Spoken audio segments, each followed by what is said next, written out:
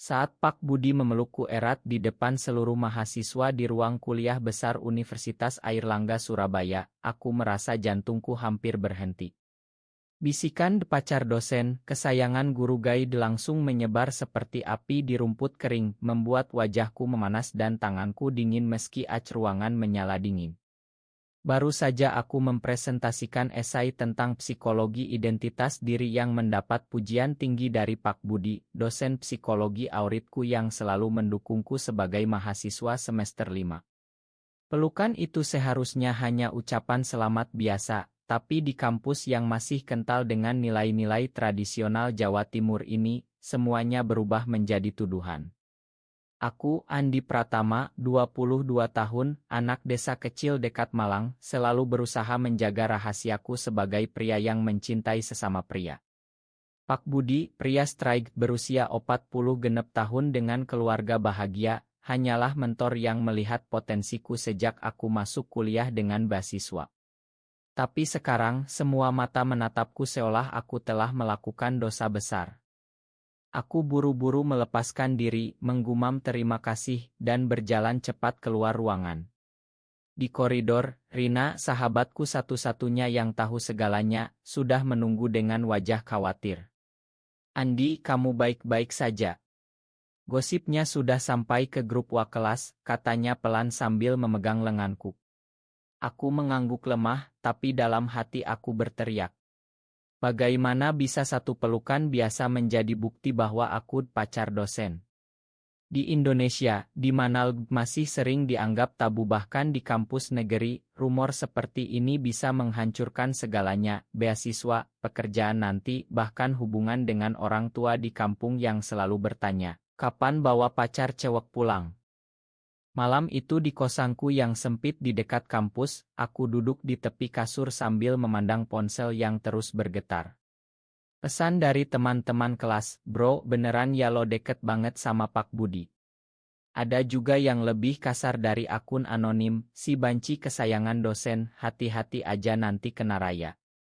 Aku mematikan ponsel dan menangis diam-diam. Aku ingat bagaimana dulu di SMA aku pertama kali sadar perasaanku saat melihat teman sekelas yang tampan. Aku menekannya dalam-dalam, berdoa di masjid kampung agar sembuh, tapi perasaan itu tak pernah hilang. Kuliah di Surabaya adalah kesempatan baru, tapi sekarang semuanya runtuh. Keesokan paginya, suasana kantin kampus terasa berbeda. Aku duduk sendirian di pojok ketika Rea Wijaya, ketua organisasi mahasiswa yang populer, tinggi tegap dan selalu dikelilingi cewek-cewek, lewat dengan gengnya. Rea berhenti menatapku dengan senyum sinis. "Wah, anak emas Pak Budi lagi. Mau pesan apa? Biar aku traktir, biar lo bisa cerita ke pacar lo nanti." Teman-temannya tertawa keras. Aku menunduk, tanganku gemetar memegang gelas es teh. Rea sudah sering mengejekku sejak semester 1 karena aku pendiam dan rajin, tapi kali ini nada suaranya lebih tajam, penuh kebencian yang tak aku mengerti. "Jangan ganggu dia, Re," kata salah satu temannya, tapi Rea hanya mengangkat bahu. "Cuma bercanda, bro. Tapi serius, Andi, lo hati-hati. Kampus ini nggak suka yang aneh-aneh." Aku pulang dengan hati hancur. Ditelepon dengan ibuku di Malang, aku berbohong sesemua baik-baik saja, Bu. Padahal dalam hati aku bertanya, berapa lama lagi aku bisa pura-pura. Pak Budi mengirim pesan, "Jangan pedulikan rumor, Andi. Fokus skripsimu. Besok kita bahas bab 3. Aku tersenyum tipis, tapi takut kalau pertemuan itu akan menambah bahan gosip. Malam itu aku tak bisa tidur, memikirkan bagaimana satu momen bisa mengubah segalanya. Aku tak tahu bahwa ini baru awal dari badai yang akan menguji siapa aku sebenarnya. Hari-hari berikutnya di kampus terasa seperti neraka kecil. Setiap kali aku lewat koridor, ada bisikan yang mengikuti langkahku. "Itu dia yang sering ke ruangan Pak Budi sampai malam. Pantas nilai selalu bagus, pasti ada bantuan khusus."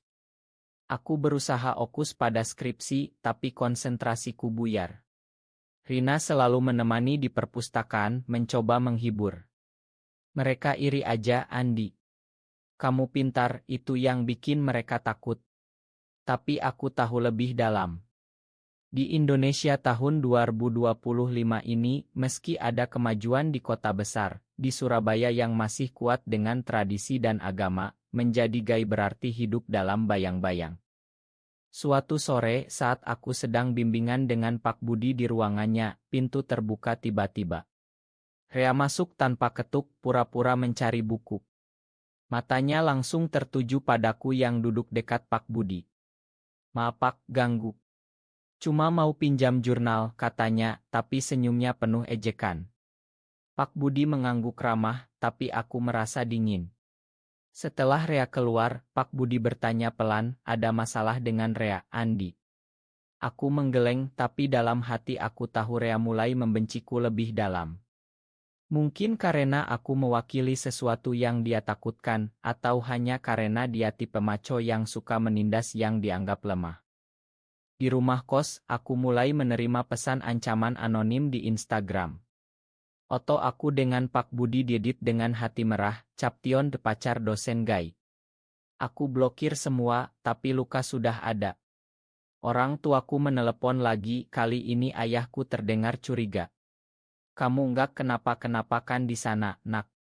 Ibu dengar gosip dari tetangga anaknya yang kuliah di Unair bilang kamu dekat sama dosen cowok." Aku berbohong lagi, "Biasa aja, Pak. Mentor doang." Tapi malam itu aku menangis sampai tertidur. Rina memperkenalkanku dengan Rama, teman seangkatan dari jurusan komunikasi yang baru pindah dari Jakarta. Rama tinggi, ramah, dan punya senyum yang membuat hatiku berdegup aneh. Kami ngobrol di kantin tentang psikologi dan ilmu. Untuk pertama kali setelah rumor, aku merasa dilihat sebagai manusia, bukan label. Rama bilang, "Aku nggak peduli gosip orang. Yang penting kita nyaman sama diri sendiri." Kata-katanya seperti angin segar. Tapi Rea melihat kami ngobrol, dan ejekannya semakin sering.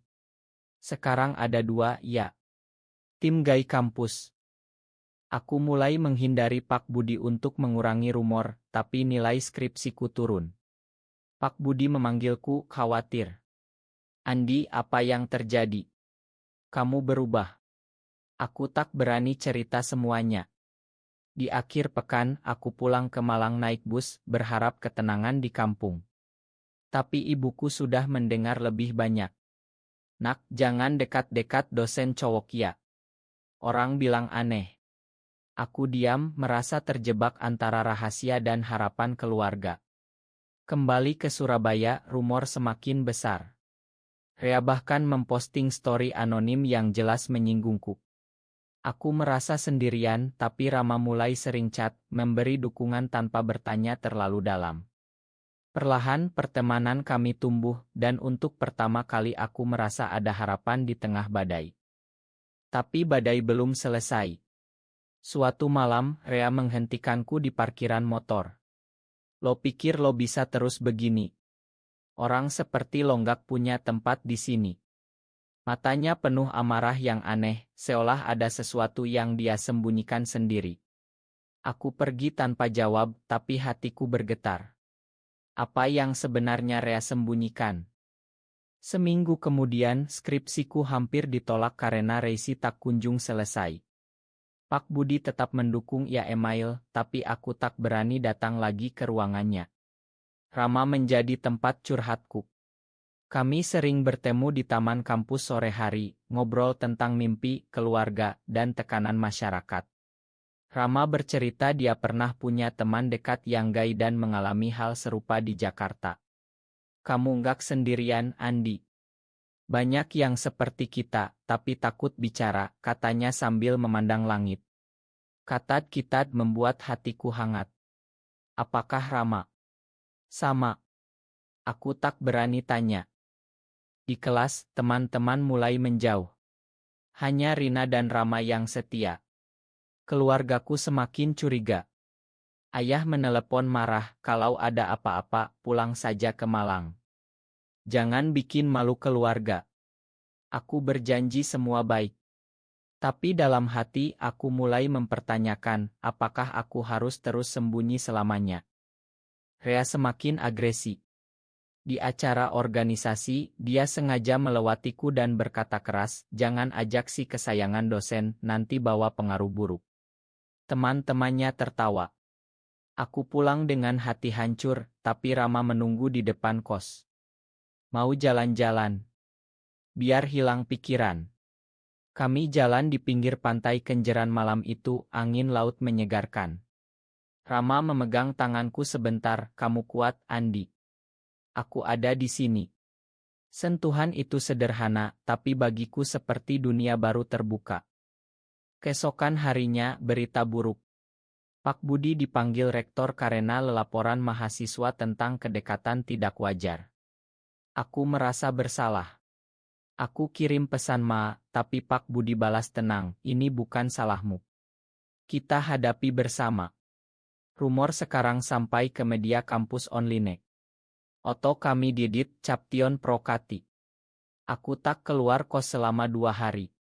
Rina datang bawa makanan, Rea yang paling kenceng sebarkan.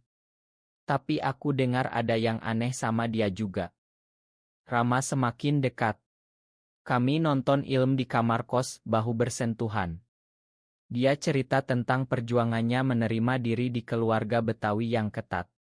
"Aku pernah pacaran sama cowok, tapi putus karena tekanan." Pengakuan itu membuatku berani. Aku cerita semuanya tentang diriku. Rama tersenyum, "Aku suka kamu apa adanya, Andi." Malam itu kami peluk erat pertama kali, murni, penuh pengertian, tanpa kata-kata kotor. Itu adalah momen pertama aku merasa dicintai apa adanya. Tapi pagi harinya, Rea muncul di depan kosku. Bukan untuk ejek, tapi matanya merah, suaranya gemetar. "Andi, aku butuh bicara."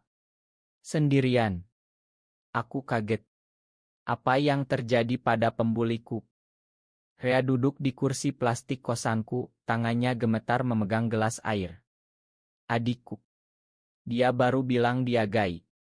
Orang tua gue marah besar, bilang keluarga hancur. Mereka mau kirim ke pesantren paksa. Gue enggak tahu harus gimana." Aku terdiam. Rea, si maco yang selalu menghinaku, sekarang memohon. "Gue tahu gue salah selama ini. Gue takut. Takut kalau orang tahu gue juga pernah ragu sama diri gue sendiri. Makanya gue benci lo, karena lo berani deket sama Pak Budi, sementara gue sembunyi." Aku tak langsung luka masih dalam. Tapi sebagai mahasiswa psikologi, aku tahu ini panggilan untuk membantu. "Apa yang lo mau dari gue, Re?" tanyaku pelan. "Lo deket sama Pak Budi. Dia bisa kasih saran psikolog, atau rekomendasi konselor kampus yang netral. Gue enggak mau adik gue hancur seperti banyak kasus di Indonesia." Aku mengangguk. Kami bicara panjang, Rea cerita tentang tekanan keluarganya yang kaya tapi sangat konservatif. Aku lihat sisi manusiawi di balik topeng bulinya. Aku hubungi Pak Budi, jelaskan situasi tanpa sebut nama. Pak Budi setuju bantu, "Ini soal kemanusiaan, Andi." Rea berterima kasih, matanya berkaca. "Maya, Andi. Gue salah besar." Itu adalah kata pertama darinya. Aku tak langsung percaya, tapi mulai terbuka. Dengan Rama hubungan kami semakin dalam. Kami jalan ke pantai, pegangan tangan diam-diam. Rama bilang, "Kamu mengajariku berani, Andi." Aku merasa tumbuh. Keluargaku masih curiga, tapi aku mulai cerita pelan ke ibu. Ia telepon, "Bu, aku ada teman baik di sini. Namanya Rama." Ibu diam lama, tapi tak marah. Rea mulai berubah. Dia bela aku di depan genya ketika ada yang gosip lagi. Kampus mulai tenang. Tapi ada krisis baru, rektor memanggilku dan Pak Budi untuk klarifikasi. Di ruangan itu aku berdiri tegar, jelaskan semuanya adalah mentor-mente. Pak Budi dukung.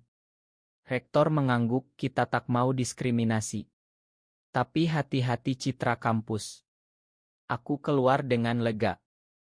Malam itu, Rama peluk aku di balkon kos. Kamu hebat hari ini. Ciuman pertama kami lembut, penuh kasih. Bukan nasu, tapi pengakuan. Aku merasa hidupku mulai berubah arah. Rea ajak aku ketemu adiknya, kami bicara sebagai kakak beradik. Adik Rea mulai terapi dengan konselor yang Pak Budi rekomendasikan. Rea bilang, lo selamatkan keluarga gue, Andi. Persahabatan aneh lahir dari kebencian. Tapi keluargaku di Malang mendengar rumor lengkap. Ayah marah besar, suruh pulang. Aku harus pilih, sembunyi atau berani. Aku pulang ke Malang akhir pekan itu, hati berat. Ayah duduk di ruang tamu dengan wajah tegang, ibu menangis di samping. Benar apa yang orang bilang. Kamu suka cowok. Aku diam lama, lalu mengangguk. Iya, Pak. Aku seperti ini dari dulu. Tapi aku tetap anak kalian. Ayah marah, kita keluarga baik-baik. Apa kata tetangga? Ibu peluk aku, nak, kami sayang kamu, tapi ini berat. Malam itu penuh air mata, doa, dan obrolan panjang. Aku cerita tentang Rea, Rama, perjuanganku. Ayah pelan-lahan melunak, kami butuh waktu. Kembali ke Surabaya, aku lebih kuat.